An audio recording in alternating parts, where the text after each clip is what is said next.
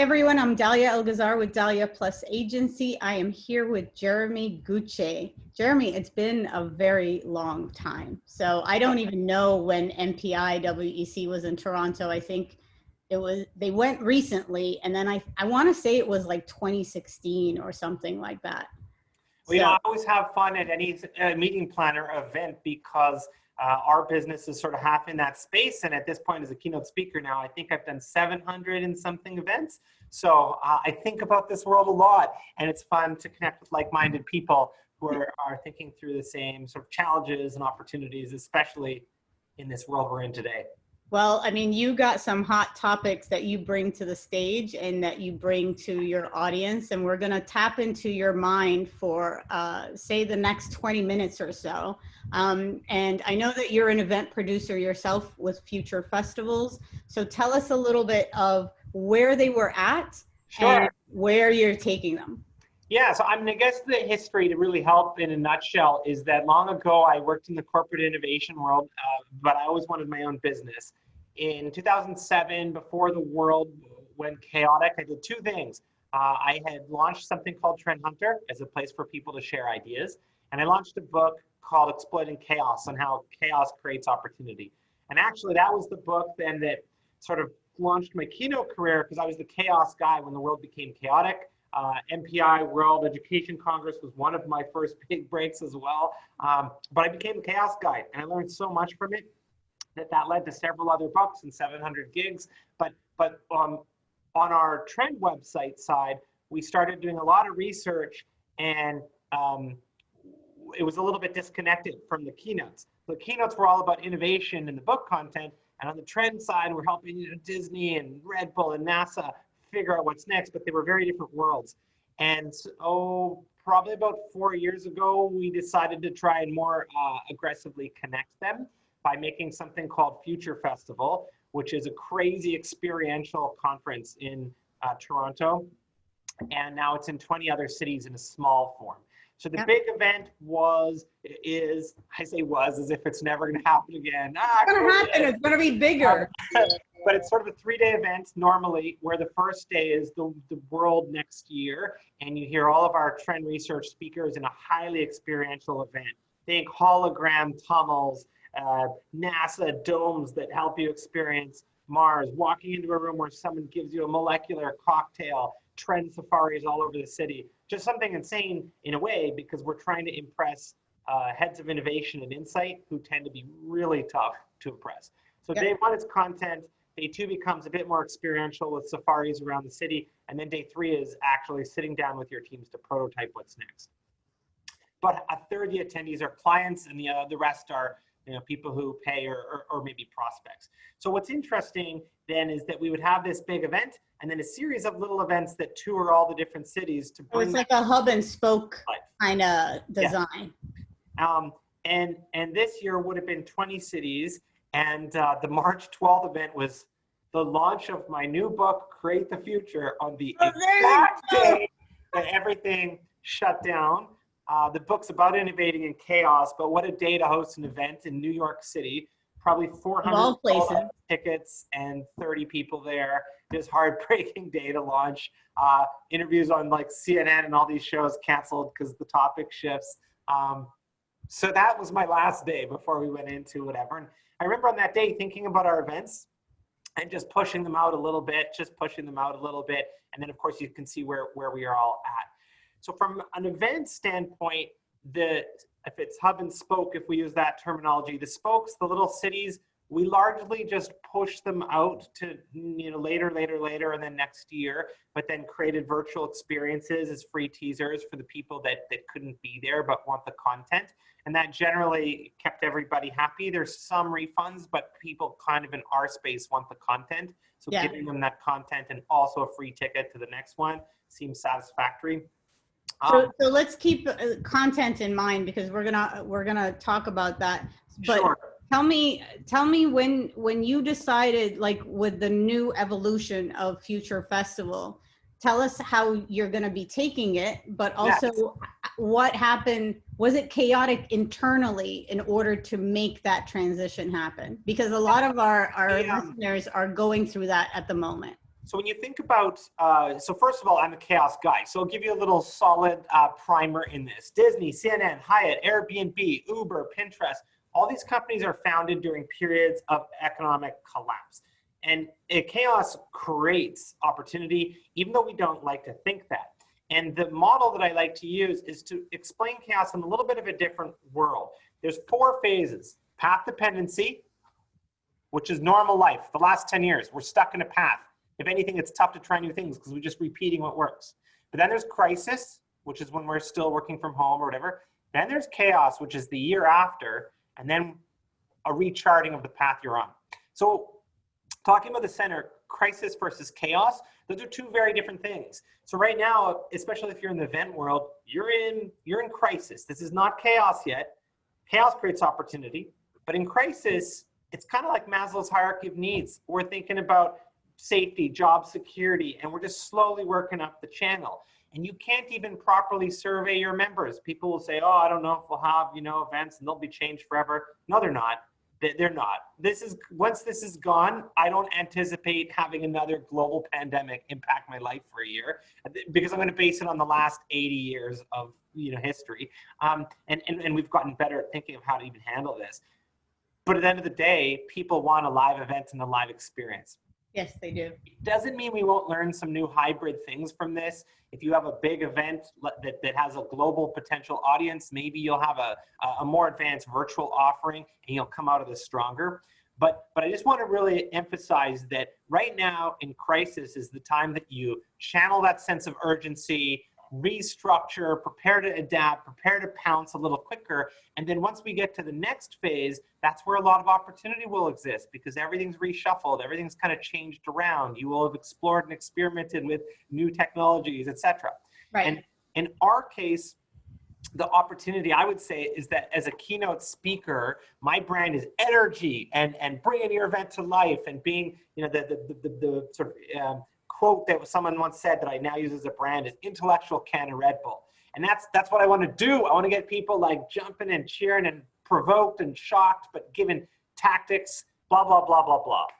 Problem with that is I don't think it conveys as well virtually, or at least I didn't. So then I never wanted to do a virtual event. And if any request came in for a webinar, I reject it. I'll pass it on. Guess what? Tell us about your webinars now, though. Yeah, so we normally would be doing right now our spoke cities, and we would be getting 50 or 100 people, not the big, event, but just the cities. And instead, we started doing our webinars, and we've been getting about 4,000 people to each of the webinars. We've been doing them every 2 weeks. I did a chaos series, a 6-part series on how chaos creates opportunity.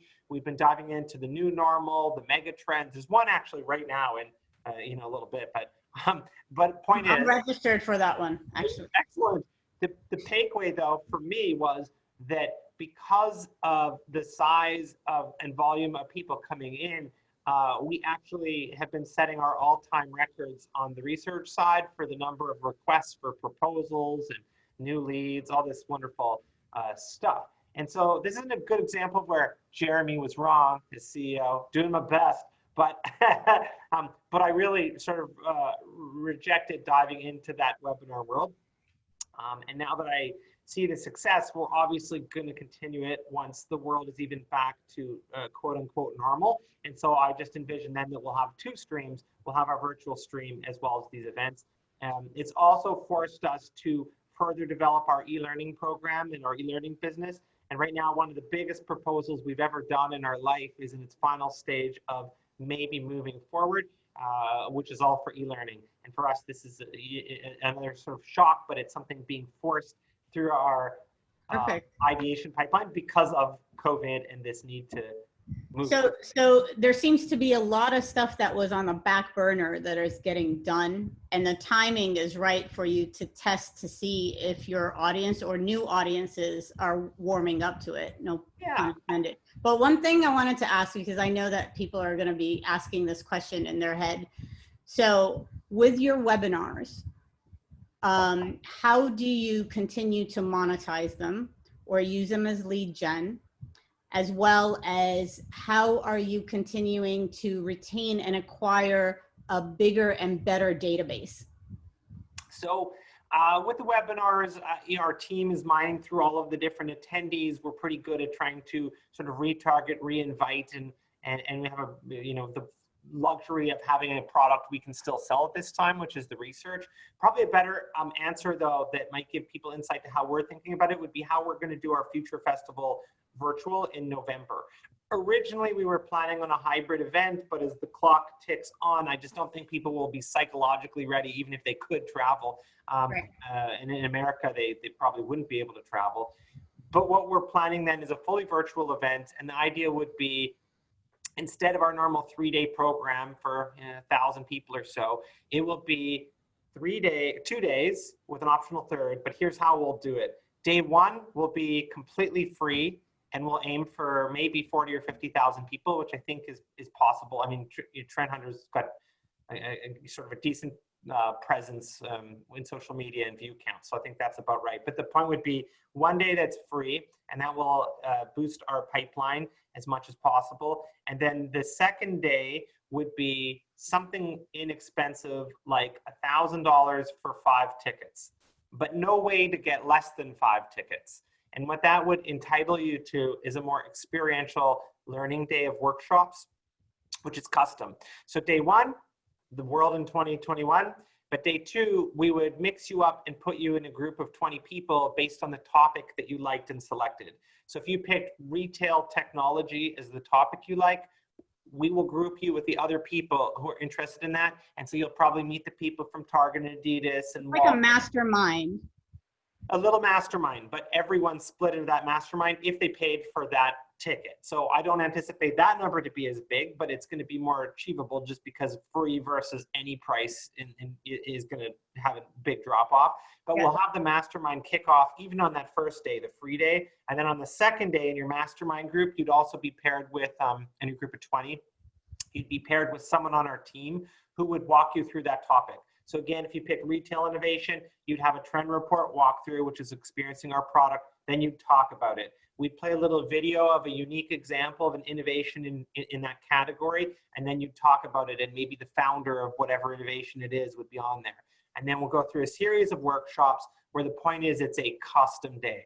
And I think that right now there's so much content by keynote speakers and events that are being put online for free, that the only way you can expect someone to open up their wallet is if you're re-bringing back that opportunity for networking, and if you're giving people more customized content and even Q&A that they would not normally get.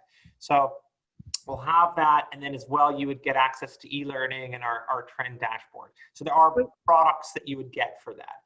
And then the third option, which is the $5,000 to $10,000 option, would be that you would also get a custom webinar with a custom trend report that you can take back to your team. So what will happen is our salespeople will try to sell you the $5,000, you get a custom report and a custom walkthrough and this event. But if you don't do it, the downsell is, okay, maybe they'll at least do the free event or one of the others. But at least in these weird times, it gives my sales team something to sell, something to work towards, and ultimately it's in line with the normal product that we market anyway. But the webinars are the feeder to the attendance of future festivals. Yeah, and I think that the takeaway would be, well, one, in today's world, remember that a lot of the content that you offer is free, available free. Speakers everywhere trying to figure out how to make it happen. Event planners everywhere trying to. So if you want to get some cash coming in the door, you need a custom experience, some unique networking opportunity, and maybe some other digital product. In our case, that's a report and a workshop or e-learning access, but just something else. And if you have something, then that gives you at least the lead to ask. And if it doesn't work out, then you at least can get a free attendee and build your database. Perfect. So the next thing that I wanted to talk about is because I was on one of your webinars, infectious messaging, because right now I have multiple clients on the association side as well as on tech company side where the messaging is all the same, and it's not their fault that they are trying to transition a face-to-face event to a virtual event. I'm not one to use the word post-pandemic or COVID. That is not the reason why it's moving virtual. Let's just, design it that it is the ultimate experience that they're going to get. But when it comes to messaging, when it comes to marketing, what do you think is going to work best to make it infectious, to make it viral, for peer-to-peer marketing to work as well, especially on a virtual side? Because I think there's more chance now than there was before, where your challenge or your obstacles are people's time, their personal space, what's going on around them. If they have kids at home or fur babies that need to be walked out, and not having them glued in front of their computer to be in your digital event or experience, versus them being in a convention center and, making sure that they come to the breakout sessions, et cetera. Sure. So for a little context, TrendHunter.com in its early days, I gave you a little bit of the starting story, but we've had 3.5 billion views to almost 500,000 articles now. And in the early days, we had more traffic than every newspaper in the world except for 2. And so our first clients were all the different newspapers and news organizations, trying to help them think about digital and how to break through the chaos. And in that time period and up to now, we've developed a framework for how to make a message infectious. And it starts with one simple question: why should I choose you?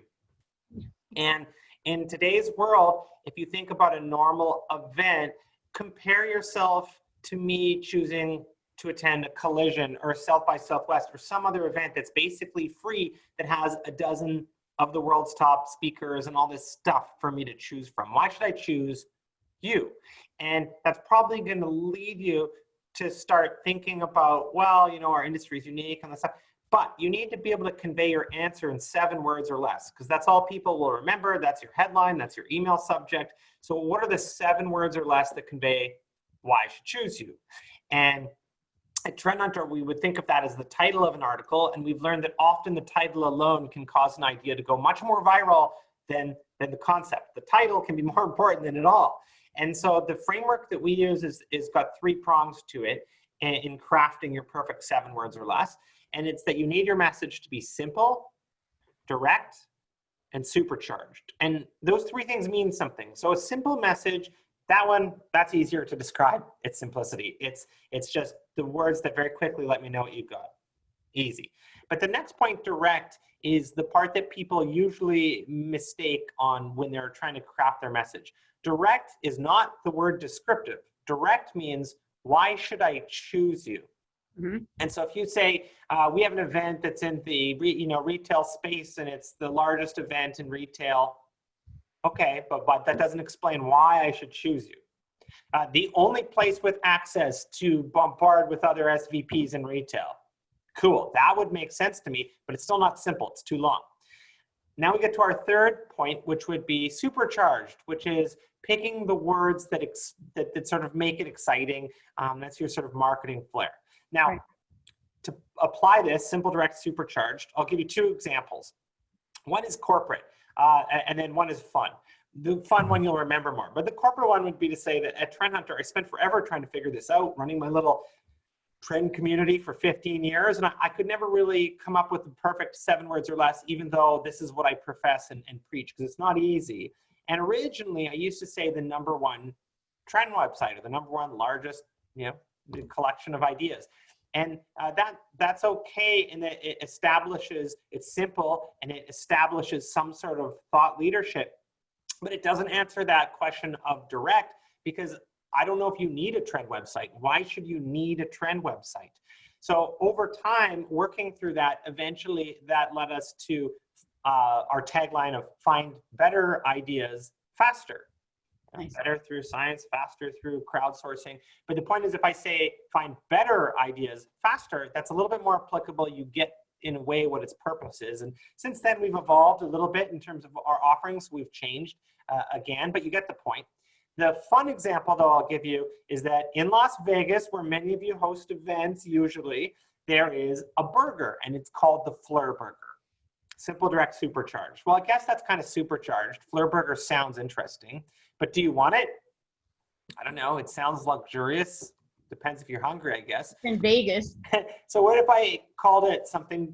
Oh, it's at the Fleur de Lis restaurant in Vegas. So you can see how they came up with the name. But if I called this something a little bit different, maybe I could pique your attention. This is a $5,000 hamburger. This is the world's most expensive hamburger. It's $5,000. If you finish it, you should get a certificate for your wall that says, I had a $5,000 hamburger. Now, as weird as that is, that's much more simple. It's much more direct and a little bit supercharged because it's so non-conventional. But forget all that. Next time someone is complaining about an expensive price of a burger or food item at a restaurant, you will remember this one little moment that I told you about, the burger that's how much? $5,000. Yeah. So simple, direct, supercharge, answering the question of why should I choose you? And as a final little curveball, one of the workshops I've done when I work with brands or people trying to reposition would be take 5 minutes, take 10, and with your team, write down all the words that describe, in your case, your event. What is it about? Write them all down. Got it. Now repeat that exercise, but that first list you made, that's all the banned words. Now try it. And that would lead you to something new. And if it was TrendHunter, all my first words would have been trends, innovation, creativity. I'd have this big list. But then in round 2, well, now I really have to stop and rethink of things. And I might have to think of things like the Netflix of new ideas, or something that might help me rethink from a different perspective about what I truly offer my customers. And this works for event brands as well, right? This definitely has to be infused in all the campaigns, all the messages, all the emails, social media posts, etc., for a brand, correct? Yeah, I think what's interesting about the event space is that you start to form a community in your event over the years. And then that same group of people generally reattend because they also wish to reconnect with that community. Yep. But they want to have the cocktail reception with the buddies they remember. But that's actually gone right now. And you can try and recreate it with different technologies. So there's ways to get closer. But you really need to now have a strong appeal, because if I'm sitting as an attendee, if my company is a brand and I'm looking at your event, the point is there's also a dozen other events that have similar lineups, maybe of speakers or something else. So I really need to know why I should choose you now in a world where I could just access anything for free. And if you want me to pay something towards your event, then I really need something compelling. So let's talk about like event teams now more than ever. Do you agree, or let's add on to the list of skills that they need? Do you agree that they need a stronger marketing expertise with the experiences that they're designing, as well as what are your thoughts of content strategists being part of an event team now more than ever? And I'm not talking just to put a program together.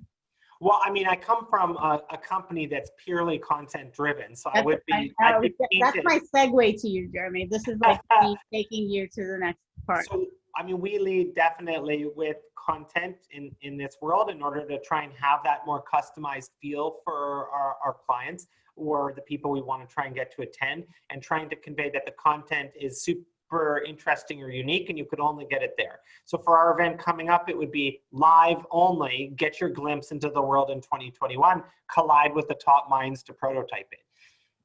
From an event team, unfortunately, a lot of the normal things that happen in an event are now displaced. And so you have teams that have extra capacity on their hands, but now these new challenges of how do we properly facilitate a digital meeting that's fun and interactive and it has all the right things to make the event successful, but then also how are you luring people in? So I think content strategy and digital suddenly rise up on the list of what you'd want your event team to do, or even how you might integrate your event team with your marketing team.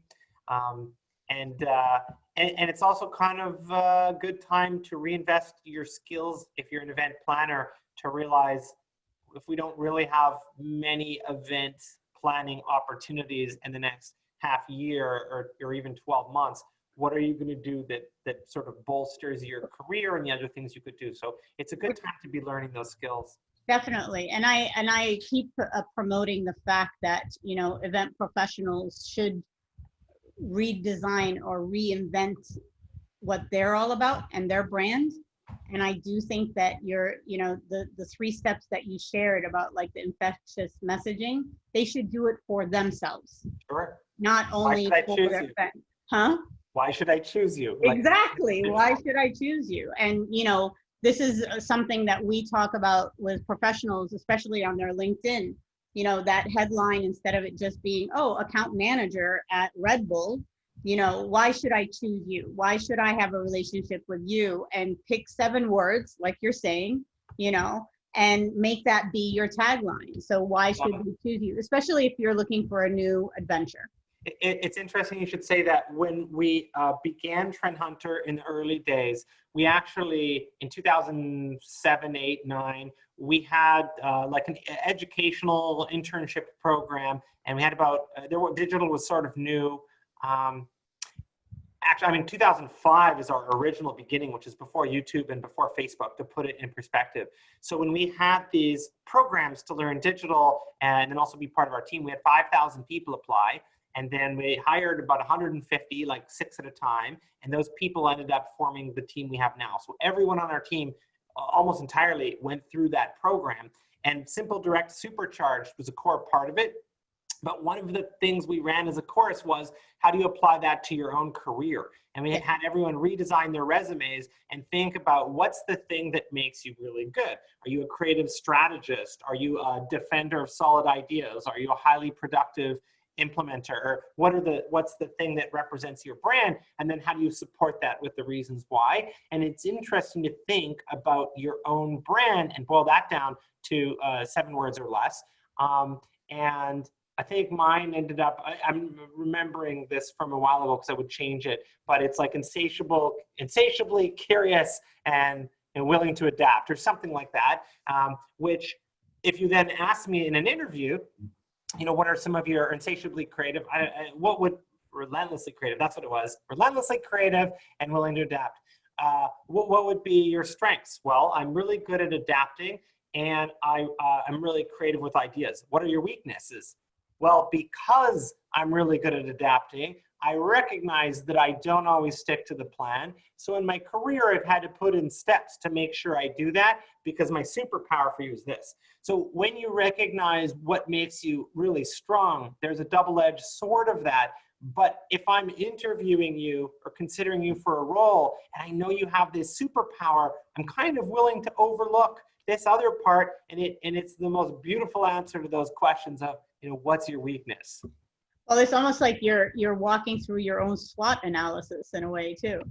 Sure, yeah, absolutely. So all you need is to, like, you know, identify the opportunities and what the threats are, and you got yourself an ace brand. So last but not least is the whole idea of content. So TrendHunter obviously thrives on that, and your readers thrive on the content that you produce in your webinars, at your events. In my opinion, I think content is going to be the key differentiator for experiences to come, to a point where it won't matter if you call it virtual, hybrid, blended, face-to-face anymore. Anything that is around great content will be an experience. You can create an experience or business opportunities around it, whatever you want, but it is going to be the huge differentiator going forward. What do you think about that? Yeah, so ultimately, when a lot of content becomes generic, ubiquitous, available online, then what I really need is that customized content that actually helps me define why I need to attend your event. If your event is the one event per year where I get to know the upcoming trends, what's exactly different in the industry, to workshop through that with the other people that I'm you know, attending with, then it offers me an experience that I must attend. And if it's just the networking, well, people will start to question if that's the networking that I exactly need. And if it's just the, you know, top 5 TED Talks, well, I could watch that on TED. So I really need to understand what's the extra prototyping, workshopping, or custom, you know, trend content of the industry that would help explain why, your event is a must-see, do not miss place that I need to, if I don't attend, at least send someone on my team. Well, and it also is the way you're thinking of it and presenting it right now is what, like, for example, an association or a member-based association should think going forward. So let's say all of a sudden, you know, the membership type of model is gone, right? So what are you going to give as a value add for those that you want to have keep coming back? Or what are you going to build your community around? Yeah, it's interesting because when we do our surveys and, you know, we really are trying, you know, we're a research company. So we're trying to research our attendees and really understand them. And so we ask the questions that probably are in many of your member surveys, that people listening to this right now. What lured you to this event? What were the key things you chose to consider? But then after, we also ask, you know, what were your favorite parts? And I think when you go to an event, you come away with the favorite parts being the experience and the networking and the people that I met. But that's after. When you consider the event and whether or not you should attend, content is always the number one thing. What were the topics? How relevant are they to me? Can I actually implement these ideas? And it's interesting that there's a disconnect there, and that's just humanity. We know we have to trigger the position to purchase based on something rational that helps the company. But then after, we have this elated experience, and those memories and moments are what we're left with. So now, as you navigate a world that's a little bit more virtual, it is leaning more towards that front end of needing that content to be the thing that actually lures me in.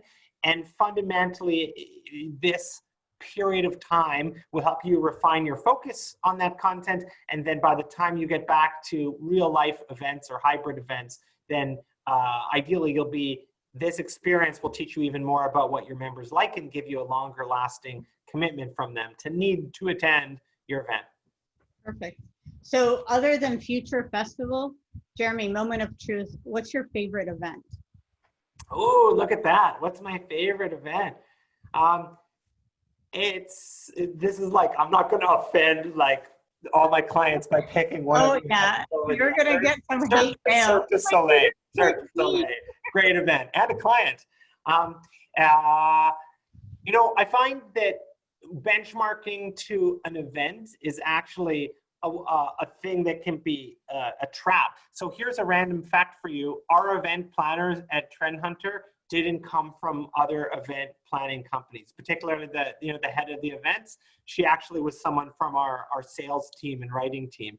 And there's a greenness to that. And here we are doing 20 events a year, maybe a couple thousand attendees, but we never really came from the background of benchmarking to other events or to sort of think about how things are done. That means there's been mistakes, sure, but the flip side of it is just trying to approach it with fresh thinking. So if I had to pick a favorite event, my mind would turn to something like a Cirque du Soleil or whatever happened when I was at Universal Orlando.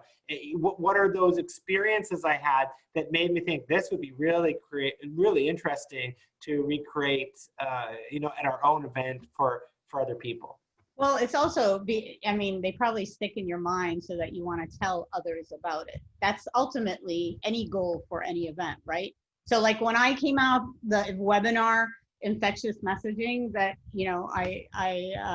that I registered with you, I basically, and I'm telling you this, I did give you full credit, took screenshots of, the Flurberg and, the 3 steps in putting together your messaging as a brand, and then used it for another presentation that I was doing about sales and marketing to shake people out of their, like, we're the world leader of blah, blah, blah, or international da, da, da, So I think you have to make it infectious or viral enough that people need to get their cameras out or do screenshots and say, holy shit, he said it. I'm going to use it. I'm going to share it with others. And that's what you want. It's interesting. Passing the I have to tell someone test is our measure for Supercharged. I remember that on the very bottom. And so when we made our Future Festival, the very first one, we called it all over the website. It's an unconference. This is not a conference. This is a festival. And then we'd applied for our trademark for Future Festival. And we did get it after, but originally we were rejected because the trademark inspector said, went to your website and it clearly says it's not an event. It's like, no. Anyway, so I think you're trying to make not an event, even if it challenges your trademark and your desire to think you're making a conference. But yeah, past that, I have to tell someone test, and you'll truly have an event or a virtual experience that brings people coming back for more. Absolutely. So the website is trendhunter.com. And I believe Future Festival is the same domain, or is it? It's all linked on there. So if you go to trendhunter.com, on the top menu, you can find me, which is jeremygutsche.com, or Future Festival, or see a lot of other experiences and content all there. Yeah, and if you haven't read Exploit Chaos, that is the trigger of me like getting Jeremy to Chicago and then to MPI, and it was our sold out session. I do remember that very clearly because I did get hate mail for people not being able to register for that one. But Jeremy, thank you so much for this, and we hope to chat soon. All right, thank you very much.